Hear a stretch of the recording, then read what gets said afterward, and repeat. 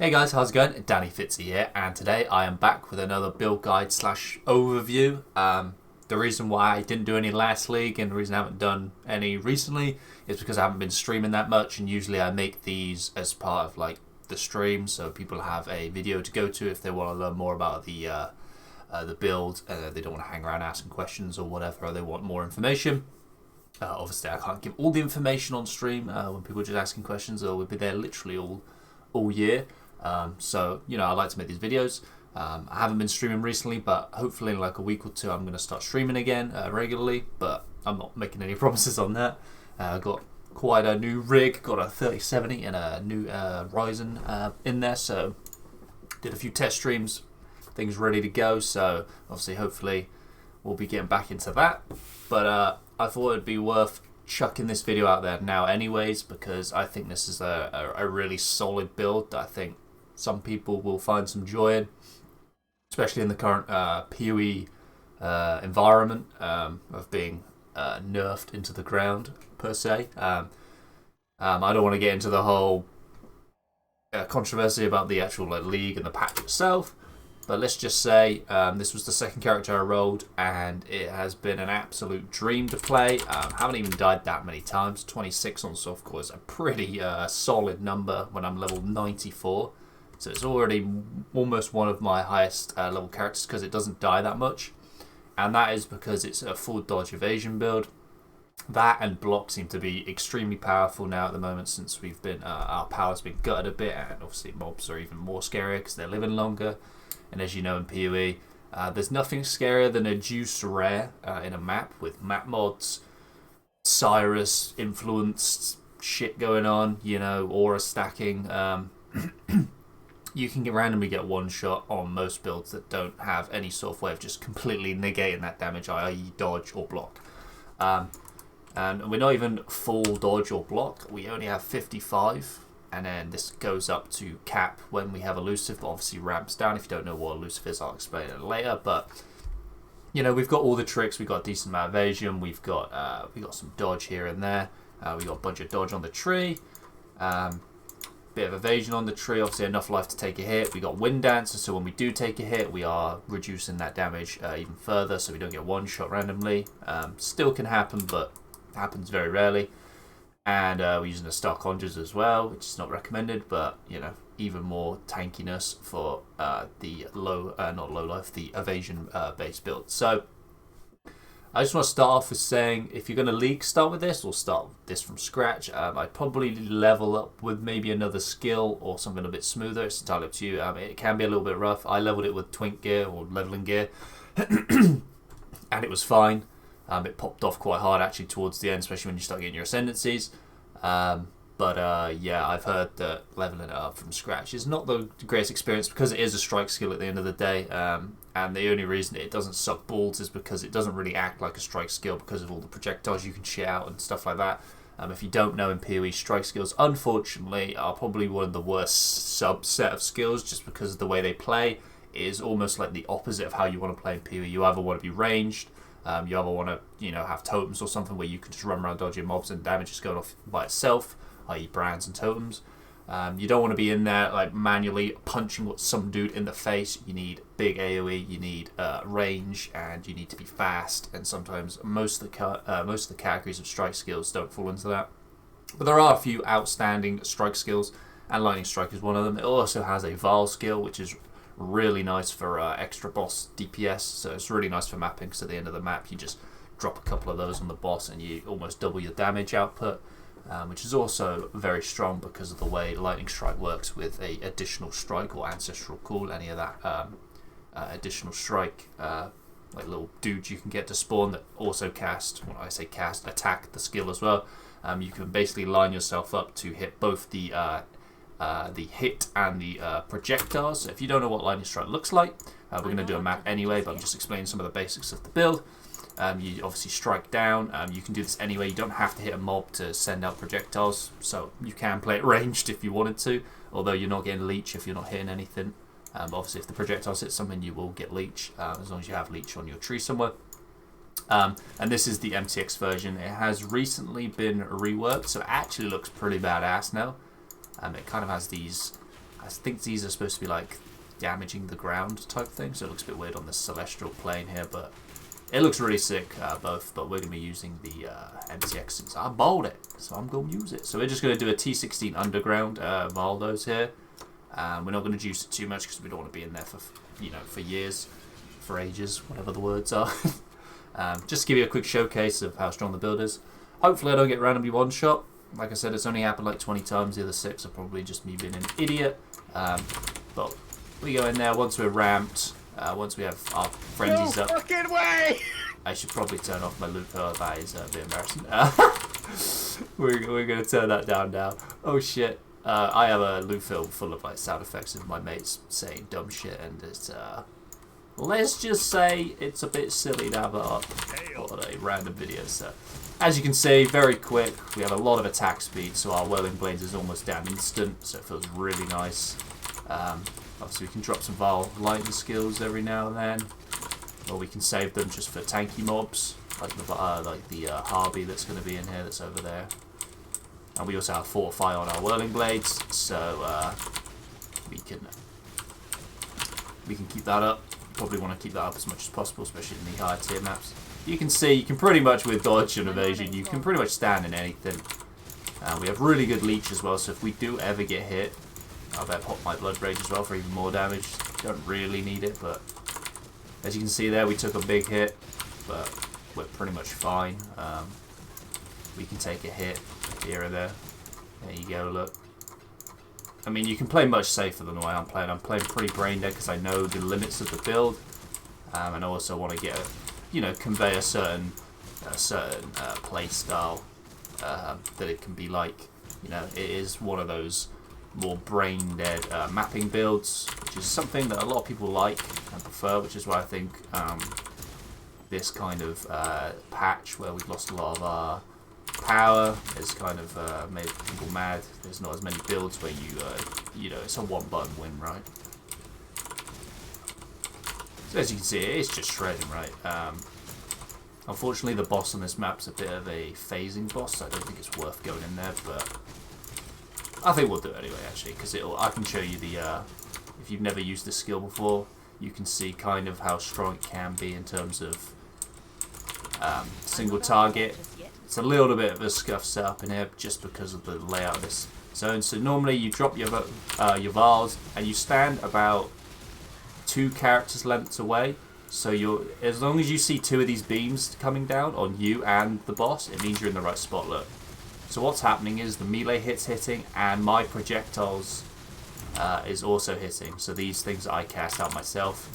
So you basically get the projectile hit as well as the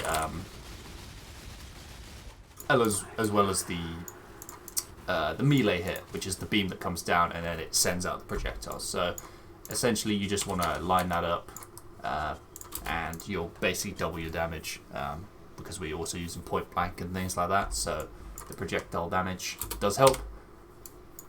So first we're just obviously going to go over the gear. Look at all the maps I got back there. That was a quick map. Just go over the gear, obviously the skill gems, the trees, the flasks, probably in that order, and I'll just tell you what I'm using, what I'm looking to upgrade, and other things you can do, because you can obviously go full fizz. So I think the best thing is to start with the weapon. We are going a full Ellie claw, and we're going claw so we can use Nightblade support, because this only works with daggers or claws. Nightblade's really strong. Not only does it just give us straight access to elusive, which is dodge. So when our elusive procs, if you don't know how elusive works, essentially you hit a mob. If you proc elusive either through killing or on crit, which is what this is. So every time this buff runs out, it's permanently up as long as we're hitting something. You essentially get like a... I probably should have pointed out while we're in a map. You'll get like a little counter up here. Ours is at about 134% or something. And it basically slowly ramps down. And all the stats that you get from elusive are the same. They ramp down. So all this crit here and this multi and the dodge and the move speed you get from elusive slowly ramp down. So say take the move speed, for example. You get like 30 move speed when you're at like 100 elusive. We have a bit more than that because we have elusive effect on the gem by default. It then like drops down. It goes like 35, 34, 33 as the percent of elusive goes down. So you don't have A misconception, I guess, with this Nightblade support is that you have straight up like this multi and this crit the whole time, and because you're basically perma elusive, you've got this, but it's not. Like, it'll give you the 1% crit, and then it will, like, as if, imagine that was 100%, you know, it would just be like 9998, and it would just scale down. So essentially you want to average these out, so you maybe just want to cut these in half, and that's probably about the average you're going to get. But it's really strong, and it's definitely worth using. It's essentially a crit and a multi gem in one, so you're already saving 2 links there, and then you get elusive, which is extremely strong on a dodge build, because it essentially means you can reach dodge cap very easily. Obviously it ramps off, just remember that. But that's why we're so strong. Basically when we're in a map, this will just be bouncing up to like 75 and then slowly draining down to 55, then bouncing back up to 75. So you are technically your most vulnerable when obviously your elusive is just about to run off, as it's just trickling out, because that's when you have the least amount of dodge and damage. So, but yeah, still definitely worth using even for that kind of weird mechanic, but it's still good. So that's why we're using the claw. Claws are just better than daggers in most cases. They also have like life on hit implicits, which is really strong, because obviously if we get hit, we really want to gen that life back instantly, and with the leech and our attack speed and this flat life on the claw, we're doing that. So we've gone full Ellie. Like I said, you can go full fizz and then find a way to finish the conversion of the fizz. Obviously you have half of it converted. You can find another way to get 50% either on your gloves or through the tree. We are using a Trinity support, so we essentially want 2 main elements that are doing the bulk of our damage, preferably perfect 50-50, but as damage ranges of lightning and cold are a bit weird. Obviously lightning has a way bigger scale, like it has a much lower and higher end, so it's a little bit of a pain in the ass to balance. So essentially you just want to go into a map and see how much your little Trinity buff is up. At the moment mine seems to be up permanently most of the time, so I've got it pretty well balanced, and because we're attacking so quickly, you know, your high end rolls are constantly refreshing, so it's pretty easy to keep it up even with quite a scuffed ratio of Ellie damage. So if you go fizz, I would convert the rest of your fizz to probably cold, since then you can shower and chill stuff, which is also another layer of defense that this build has. It can, you know, chill and freeze stuff, so they don't even have a chance to attack, right? So the main things you're looking for on your claw though is obviously attack speed and crit, and then the biggest, fattest Ellie rolls you can get, preferably lightning and cold, but fire is also, you know, this has a spare prefix, so you can also get another big fire roll on there as well. I'm already using fire on anger because flat added damage is really strong on strike skills, so trying to get that as much as possible is quite good. But yeah, like I said, I rolled these with 3 socket resonators. You use shuddering, metallic, and frigid, and you almost nail the 3 main you want. Obviously the cold, lightning, and attack show up pretty often. All you're looking for is 1 extra mod, either crit or crit multi, and then you can basically build around that, or you can multi-mod the weapon if you have enough spaces. The perfect claw would obviously be what I have here, but obviously the cold res would be multi, and I'd be able to craft on a attacks with this weapon penetrate up to 13% from the bench as a prefix. And obviously all T1, but getting that's quite hard. So for the longest time I was using a claw that looked like this one here, and this is just attack speed crit. I've got the prefix on there, but you can see it's just a T4 and a T5 Ellie damage, and this was pretty much carrying me for everything. I could put this on right now and maybe not even notice the difference. This was only a 5 to like 10% damage increase depending on what I was attacking, because of obviously the Ellie pen difference. So, you know, this might look impressive, but it's not actually that impressive. So yeah, so that's why we're going claws. We're pairing this with a Lacosade. I don't know if I've said that right. Essentially, we're only using this for the hits can't be evaded. You could craft this on your weapon if you found the craft, but it's 3 exalts and you need a spare prefix, so you need a really good claw to justify putting that on. Your other option is to obviously just stack enough accuracy rating to get 100%, but I didn't want to do that. I thought just straight up, because we're going to be using a claw, why not just use a shield and just fucking get it all done with 1 stat. You obviously open up a very big slot if you can obviously just stack accuracy elsewhere, and then you have a free shield slot to put like ailment immune on, more dodge, more life, maybe some life on block, although your block's a lot lower than it should be because of phase accro. But there's a lot of options on a shield. Max res is a very popular option, so when you do get hit once again, you're negating a big hit, because that's usually what's getting through all your layers of defense. But this is just so much easier just to slap this on and then not have to worry about your accuracy. So, and obviously in a crit build, it's very important to have 100% accuracy just because of the math and the way they roll.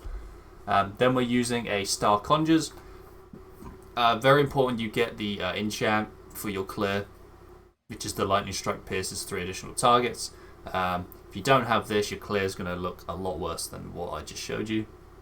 This essentially just means it will just all the projectiles will just shit out and just clear everything in front of you. So you basically get that screen clear. Obviously, it gets stuck on walls and little bits of rock and stuff, which can be quite annoying. So some maps you're going to find this build kind of sucks a little bit of dick, but for the most part, it's really not as bad as some people. I've seen some people really complaining about Lightning Strike, saying how bad it sucks, and it's getting stuck on projectile, gets stuck on terrain. It's really not that bad when you're shitting out as many as we are. It just covers the screen anyway. So, but yeah, it can be annoying sometimes. We're using a Star Conjures because it's just a quick fix for any dodge evasion build, and it also gives us a little bit of crit and attack speed and a huge chunk of life. But obviously, I think a GG crafted helmet could be the play. There's a lot of things you can get on a helmet nowadays. You can get global multi, you can get LE damage on warlords, you can get an extra power charge, and then maybe drop crit elsewhere. You just want to try and maintain 100% crit, which is what we've got at the moment. What else? Nearby enemies have like minus elemental resistances, is really strong as well because our damage is split. You don't really want to go for like cold or lightning. You want to go for generic minus LE res. I believe it's on a shaper. I could be wrong about that. So yeah, there's a lot of options with the helmet. Just make sure you have that enchant, at least 2 or 3 version. You can use an Abyssus on this build since we are melee. And your damage would go through the roof. It would be like another 40 to 50% more damage. But I don't know. I just hate using Abyssus because of the increased damage taken. So if you did get hit, you'd probably just be getting slapped about and have double the amount of deaths I do already. And it just ain't worth it. I feel like we do enough damage anyway. We can clear all the content in the game. I've killed Cyrus, I've killed Conquerors, I've killed Katarina. I can't remember, I've done maybe like Aziri. You have enough damage. Obviously, the Abysses would make it a bit quicker, but it makes you a lot more fragile. And that's the problem with a lot of these types of builds anyway. They're already extremely fragile, and they rely heavily on the just don't get hit, RNG. So that's why I'm not using Abyssus. But if you want to go full glass cannon and just one bang everything, slap an Abyssus in there, and you'll be good to go. Probably the most expensive item I have on that I crafted myself, which is pretty shit to be honest, is this Awakened Orb chest. That's the only reason it's worth anything, to be honest. And obviously I bought a 6-link base to work with. Essentially the main thing you want is power charge on crit, because you want some power charge generation, because percent crit is really nice to have on this build to really cap your crit out. The attacks have base crit, not 100% necessary. I'd rather have the power charges over the base crit, for the most part, because you're getting base crit as well from the Nightblade, so it doesn't...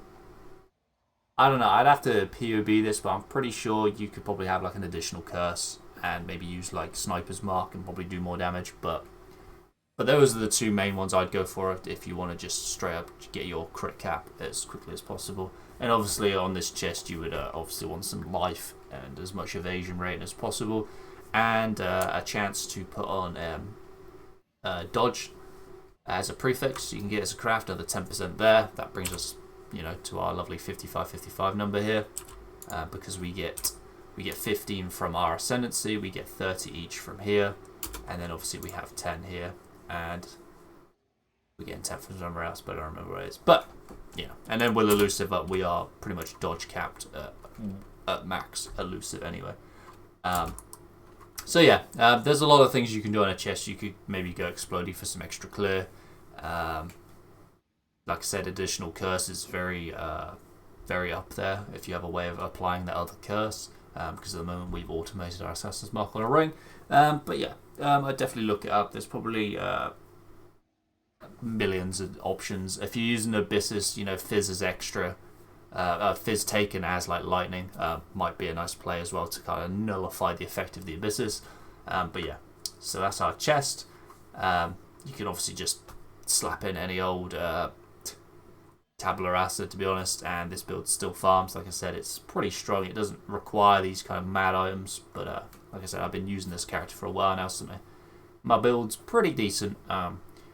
Then we just got an Assassin Mark on ring. It doesn't matter what level the Assassin Mark is, really. The difference between level 8 and 12 is like negligible. I wish I knew words. Not that much of a difference. So you can definitely just get any, as long as you got Assassin's Mark on hit, on ring. This is also going to help with your crit cap. We are using a Diamond Flask at the moment, which is kind of pathetic because I have so much crit. This is literally doing nothing, and it's not even as good as it used to be. And that's another reason why the base crit on the chest could probably be dropped. When I'm hitting stuff with Assassin's Mark, I could drop a lot of crit. I'm definitely over crit capped right now because I basically have 99% of the elusive up on normal mobs, and that's not including. That might be including Assassin's Mark, actually. I'm thinking about POB, and it probably applies it automatically. So, but yeah, the Diamond Flask is definitely irrelevant, but I'll get on to that. And then obviously you're just looking for some stats, some attribute requirement things there, so a bit of strength, maybe a bit of int.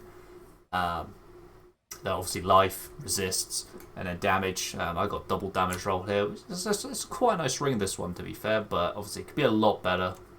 So I guess the ceiling on the ring can be a lot higher. And then for your second ring, you can use a Mark of the Elder if you want to go full big dick again. Obviously, if you go that and Abyssus, your damage is going to be insane. But obviously, the more things you swap out like that, the more fragile you're going to get. So that's entirely up to you. At this point, I like the balance I have between my defense and my offense. So that's why I'm keeping it the way it is. But this is just a pretty average, well, I'd say average. It's a pretty decent ring that I found. God, it must have been like day 2 or 3, to be honest. Just got a nice big damage roll on it, big T1 life, all res. It's already on a 2-stone ring, so we got a bunch of res from that. And then I was able to craft on some LA damage with attacks. Thumbs up for that. You could also use a Circle of Anguish or Circle of, is it Guilt for Herald of Ice? And maybe get like mana reservation on it. Some cold damage increase. I don't know. It's obviously your damage is split, so you're not going to get the full benefit of that, but that could be an option, and maybe squeeze in some more damage from the aura if you reserved less. I don't know. But yeah, I think your best bet for a unique is Mark of the Elder, and obviously for a what's it called? A crafted ring. I mean, if you're going Fizz, obviously steel rings would be really nice if you go Fizz conversion, but for us, I don't know, that's pretty as good as it gets. I'm sure there's some unique influence, should I say, some nice influence mods that are probably worth looking at, but I haven't really looked at my rings in a long time, so that's a good baseline to go off, I would say. Then for our Amulet, we're looking for obviously some attribute requirements, get those sorted, and then we're looking for multi, life, big damage to attacks, and then if you need any resistances you can get it here as well. But preferably you probably want, what else could you get? I'm trying to remember now. I've completely forgot. I was about to say it and then it just went out. Essentially those are the main things I've just said though. You want to make sure you get somewhat of a decent amulet because we are going to be putting Tribal Fury on our amulet, which isn't a cheap anoint. It's worth a gold, I think. An Obsolescent silver and gold, so it's not the cheapest. It's not one of those ones you can just throw on any old amulet and then just replace it, I would say. You probably want to at least get something decent. We've also qualified this for some extra attributes because we were really struggling for, I think it's in this build, and maybe a bit of strength. You want enough strength just so you can level up a steel skin, but you can drop the steel skin and do something else or just not use steel skin, since the way we're using it's a bit scuffed anyway, so... Then the gloves, you basically want the strike skills target one additional nearby enemy. That's a hunter influence mod, and then basically anything else you can get. This was probably the most expensive item I just straight up bought off the market because I couldn't be asked to craft it at the time. This was 5 exalts. It's probably a little bit cheaper now maybe, But the reason why it was 5 Exiles is because it's triple res. If you just get 1 res or even 2 reses with some life, it's going to be a lot cheaper. And obviously if you craft it yourself, it could be a lot cheaper. The most GG pair of gloves you can make, there's some real power to be had in the gloves. You can also get +1 Frenzy, which is huge for us since we stack Frenzies. And we have a lot of power and a lot of extra stats. We have tons of damage, attack speed, move speed, evasion rate that all come from a Frenzy charge. So having +1 on there would be really sick. You can also Maven Orb the strike skills to be strike skills target 2 additional nearby enemies, which means you can then drop the Tribal Fury and have any anoint you want. So in a perfect world, if you've got all kinds of dollar to spend, a rare pair of gloves with +1 Frenzy, and then Awakened Orbed with a Maven enhanced strike skill, so it's 2 additional. Those 2 together, just on their own on a pair of gloves, Jesus Christ. I mean, I'm just just thinking about those gloves. But yeah, so you can go absolutely crazy with the gloves. You can also use as a cheap option, you can use those unique gloves that have the assassin mark on hit, and they also have a bit of dodge and some, I think they have minus chaos res on them actually, so if you use those, watch out for poison. If you get poisoned, you might just get dick hold. But yeah, they're a cheap option as pair of gloves. And if you're going full fizz conversion, you can use the, I know I have a pair of these so I can actually show these. You can use these for the 50%, so then you're fully converted. And you can probably get these with like a nice anoint on them, like Ellie weakness on hit. Not an anoint, sorry, a corruption, because they're quite, a regular drop and people vial orb them all the time. So quite nice. But yeah, so a lot of power to be had there. This item looks sick, and it's because Rog made it for me on like day 2, Wall of Legend. Yeah, this is a pretty fucking nutty belt. If this was a Stygian Vise, I mean, I can't even imagine if it was a Stygian Vise, to be honest. It's a bit too disgusting to be a Stygian Vise, but yeah, it's like T2 triple res, T2 LE damage, T1 life on a leather belt as well, so it's a lot of life. And then we got a spare prefix, which we've just put the chance to not to consume charges on it. That's pretty much everything you would want. Obviously, the only thing I would change here is this be a Stygian Vise, so you also have an Abyss socket to work with, because then you can get some multi, some extra added damage to attack, some life, maybe some avoid if you feel like you need some of that. You can obviously get influence stuff with some LE damage, like a Shaper belt can have LE damage on it as well, so you could get double damage belt. This belt here can still be Hunter influenced or Redeemer. I can't remember which ones were better. There are some really nice open prefix influenced mods I could slam onto this. I think the best bet would maybe be a Hunter. I could get % life, up to 10% increased maximum life on this thing. And I think Hunter also has the, if you get a charge on your Flasks if you've crit recently, or something along those lines. It's like crit charge generation, which could be quite strong. Probably better than this craft on there. But once I have some money just to throw around, I'll probably end up slamming this with Hunter influence. But yeah, basically just looking for that LE damage with attacks, some life, and some resistances on a Stygian Vise. And then the boots, these are probably my crappiest thing on my gear right now.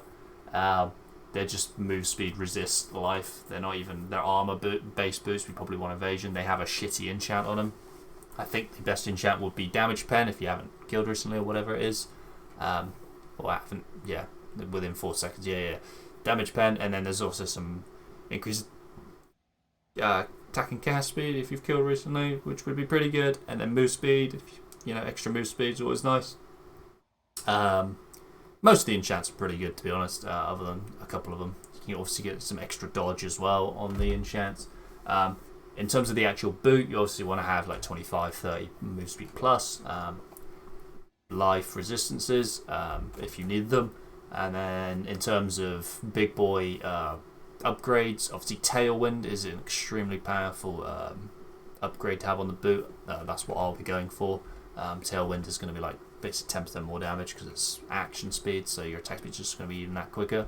And everything else will feel better, like Whirling Blades will feel really nice with Tailwind up. So, sorry, I'm choking. I don't have the boots anymore actually, but these boots are also very good as a unique option. They give you some more spell dodge while you're phasing, and we're technically always perma phasing. Gives us even increased evasion during onslaught. We don't have perma onslaught, but we do have Flasks, so when that's up, we'll be even more tankier. Obviously, Dark Ray Vectors are also very strong because it's +1 frenzies. It also pretty much caps our dodge out if we use these, and it also gives us move speed, so we'll have even more move speed. At the moment we have 7, or we'll have 8 with these on, so we'd have 40% increased move speed from our boots, but obviously that's only up while your frenzies is up, so while you're looting, if your frenzies drop off, you're going to feel like a slow idiot, which is the only downside I see to these boots, to be honest. Other than that, they're pretty solid, and they're quite a common drop, so you can probably get some nice corruptions, enchants and things on the market with them, so it's definitely worth looking at. And then the other boots are the Aziri Steps, I think they're called. They give you up to like 16% spell dodge. So essentially at that point you are pretty much spell dodge capped, even without elusive up. And they give like a nice chunk of life, and they give 30 move speed, so they're really nice as well. And they're not that common. They're like 20c.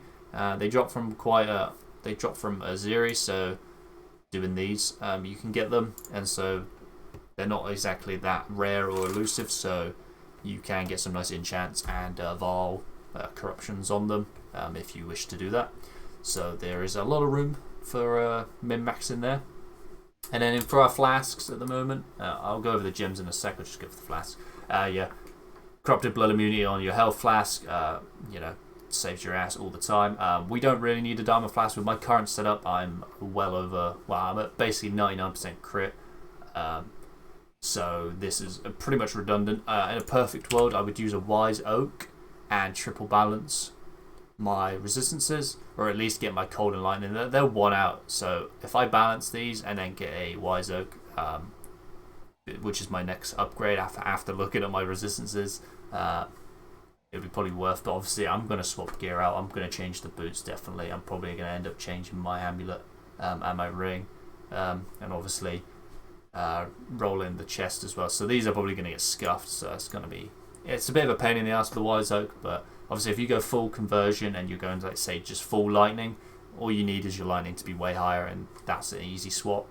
Also using a move speed flask, we got increased effect on here with duration, probably one of the better combinations you can get at the moment, and chance to avoid being stunned. It's not really that necessary. We've also got this, so if we do get hit and we do get stunned, we're not going to get stun locked, but we barely ever get hit or stunned like that. So, and then we've got an aquamarine flask, just because I hate chill. It feels so bad when you're chilled, so just having this up most of the time is really nice. It also has the freeze immunity on it as well, so if we do get chilled, then we're immune to it. So yeah, really nice flask to use now that it actually works properly. So if you're getting chilled or frozen and you fucking hate it, definitely get one of these. You can also enchant it with it to use manually when you get frozen or chilled, but I've just got it on use when adjacent flasks use. So essentially I just always pop these two here. I find that quite comfortable to spam these, and then this one pops. And then obviously we've got an onslaught flask, because we don't have onslaught from anywhere else. You can't get it on an abyss jewel now quite easily, so we get it from our flask. Got increased duration on that bitch, and we've also got a chance to avoid being stunned on this as well. That's not a mistake. What's the word? I've not done that on purpose, but in theory you could stack these, so you could avoid, 50% chance to avoid being stunned almost. It's pretty good, to be fair, so it probably is helping. But you can get other things, immune to being ignite, immune to being shocked. We are almost ailment immune, so it's not that much of an issue, but yeah. And then this just pops when we hit a rare or unique.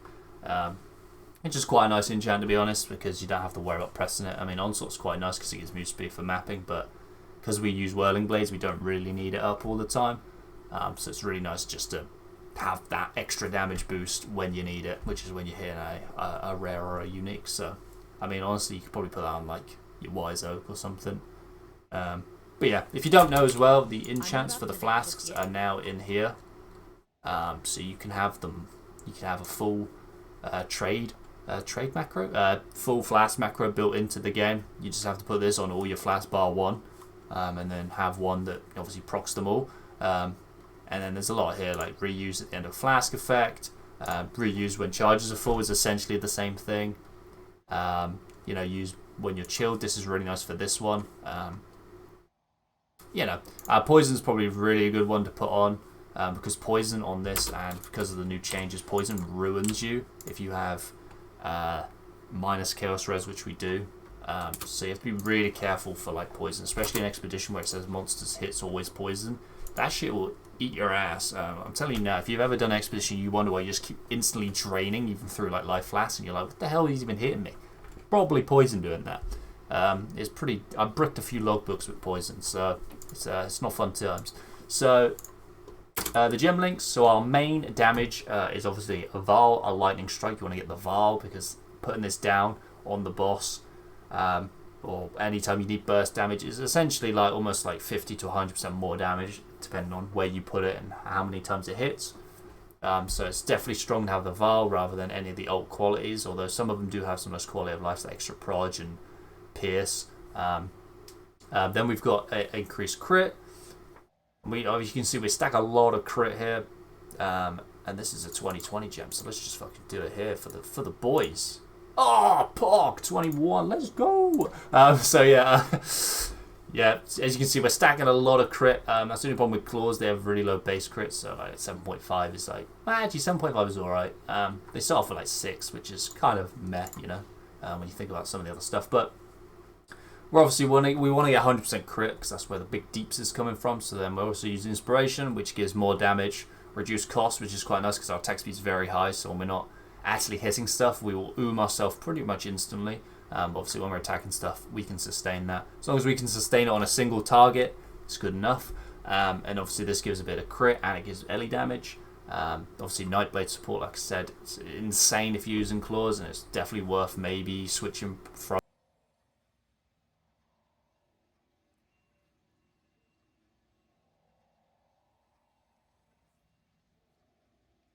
elusive. Again, that alone is worth taking because it gives you dodge and move speed. Then we're using Trinity. Obviously if you're going full one element, you won't be using this, but if you can work a way to balance your Trinity to be fully procced, it's one of the most damaging supports in the game, even after the nerf. It gives ele pen and more damage. It's just pretty nutty. So you potentially get 30 more ele damage and 16 pen when you're pretty much full resonance. You still get the pen even at half resonance, so even if you're kind of scuffed, you're still getting the ele pen, which is one of the strongest things about it. And then we got some added cold damage support. You obviously put in whichever one you need more of. If I needed more lightning, I'd put lightning here instead, but cold is what I need right now. So it's all about balancing around Trinity for this build. Then we've for our auras, we're using Herald of Ice Precision. You level Precision up as much as you can. Obviously we don't really need the accuracy from it, but you know, if we wasn't using this and we had to stack some accuracy, we would probably want some accuracy on our rings and amulet, and then obviously level this up a bit more. We've got Stone Golem, which I pretty much never have up, but if I had this up, I'd have 100 crit probably. I'd have it up a lot more if I wasn't using the hits can't be evaded, because it gives a lot of increased accuracy. And then our main aura is Anger, which is our 50%, because it's just a lot of flat damage to attacks. And it also procs Burning on mobs, which is helping us proc our Sadist, which I'll talk about in a second. So you want at least a little bit of everything. Then we got Blood Rage Dash. That's irrelevant. I'm just leveling that up and then off like randomly, so don't worry about that. Blood Rage, just a bit more attack speed and quicker frenzy generation if you need it.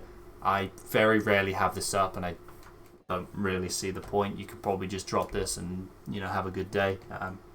You don't need to worry about it being degened while you're looting.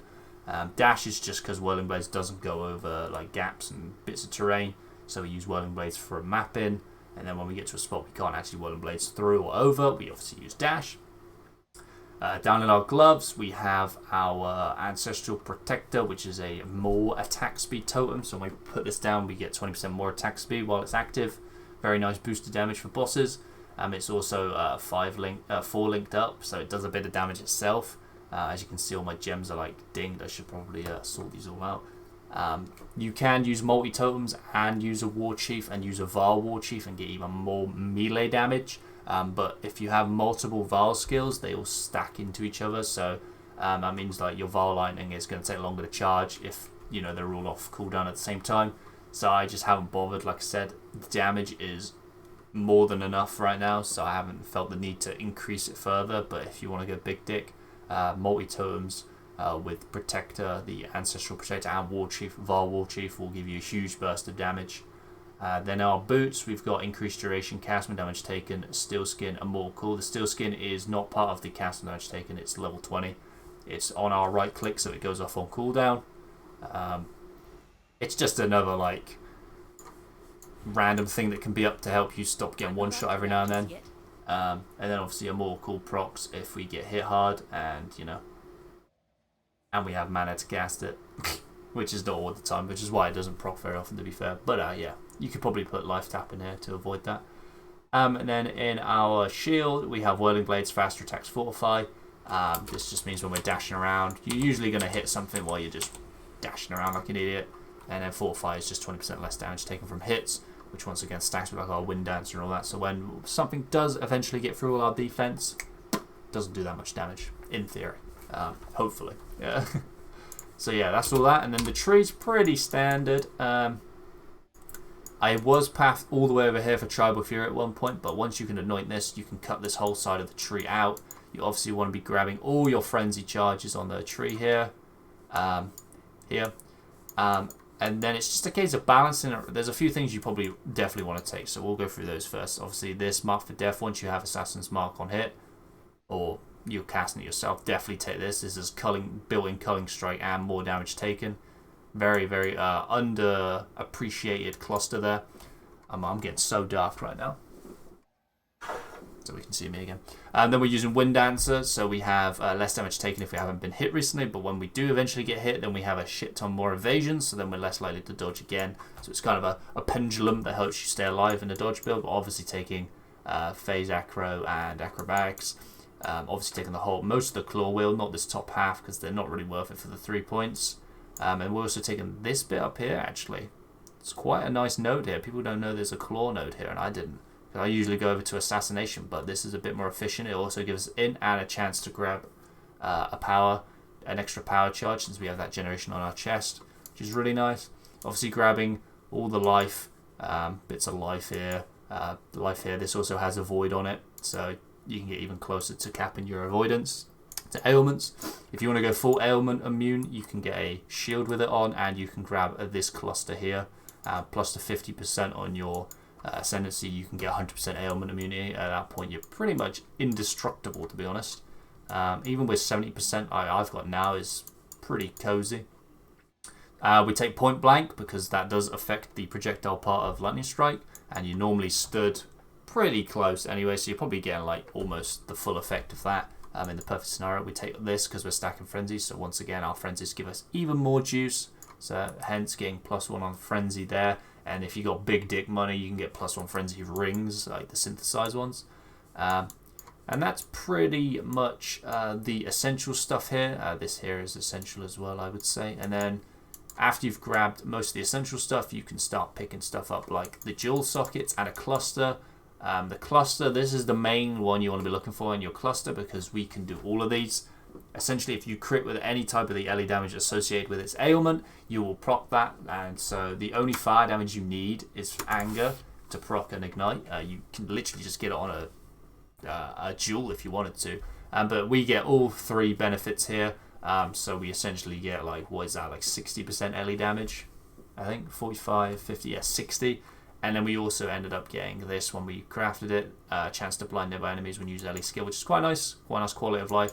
But obviously we can have another notable on here. And there's a few to choose from, to be honest. Maybe, I'm trying to remember off the top of my head which ones are the good ones. I can't remember off the top of my head. But the LE damage is pretty strong. There's also lightning damage ones, which is pretty strong because you can get like lightning damage that's extra cold or something. There's a bunch. Definitely look into clusters. They're very strong. And you also get some more sockets here for more normal jewels. I just picked up some double multi-life ones for an exalt each, and then I've slammed one of these. I think I slammed this one, and it got melee damage, so it's probably worth even more than I bought it for, but quite nice. Then I've got a couple of Bish jewels. You're looking for life multi damage with attacks, and then on normal jewels, you're looking for percent life multi with melee, global multi, melee with a lightning skills, because obviously lightning strike is a thing. You can also get projectile damage and speed if you want. This one up here is just attack speed, damage to attacks, life. You can see my jewels are pretty whack, and then the only good jewel I have, technically speaking, is the Watcher's Eye. Because we're using Anger, we have access to the up to 50% lovely juicy one. Crit multi there, I definitely recommend that one. Crit multi is probably what we're running lowest on for the most part. But at the moment, Sandtown, we're at 438. Obviously with an Abyssus on, crit multi is not as much of a problem. But yeah, definitely worth looking into Watcher's Eyes, because you're using precision as well. You can also get like the attack damage, attack speed. Multi, it only goes up to 30 on precision, but if you got big dick money, you can get double multi. Obviously a double Watcher's Eye is very expensive, so you probably just want to look for one stat, which is the multi, is the biggest damage increase, at least for my setup it was at the time. But they're all pretty good, so you can't really go wrong with a nice Watcher's Eye.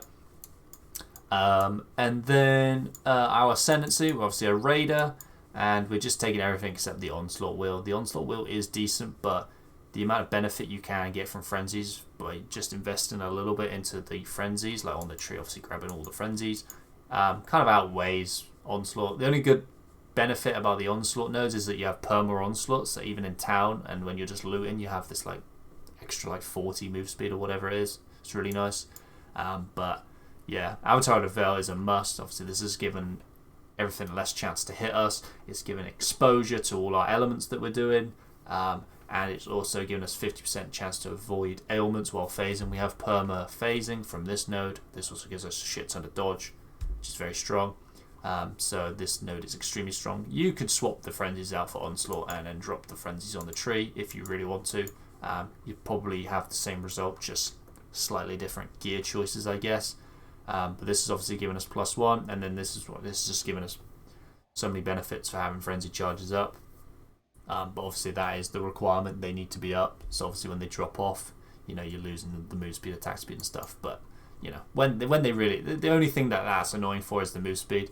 You just feel a bit slower when you're, you know, looting a big old pile of loot and your shit drops off. So yeah, I think that's everything. I hope I didn't forget anything. Like I said, Pantheons I don't really care about. I never upgrade my Pantheons. I just move these ones around. If I'm doing a Burning Ground map, I'll have this on. When I'm doing a Poison map, I'll put this on. Some of these are probably worth taking nowadays, like this one. Upgrading this one's probably worth. Maybe upgrading this one, LE damage reduction, and no extra damage from crits. I don't know. They're probably worth looking into, to be honest. Some of these got buffs, so for me right now, it's just the stun one, just so I don't get stun chained if I do get unfortunate and get hit multiple times. So, you know, I try to make this as quickly as possible, and it's still almost an hour. I'm sorry, but if you've watched the whole video up to this point, you're a legend. And I hope it helped. I hope I explained everything as much as possible.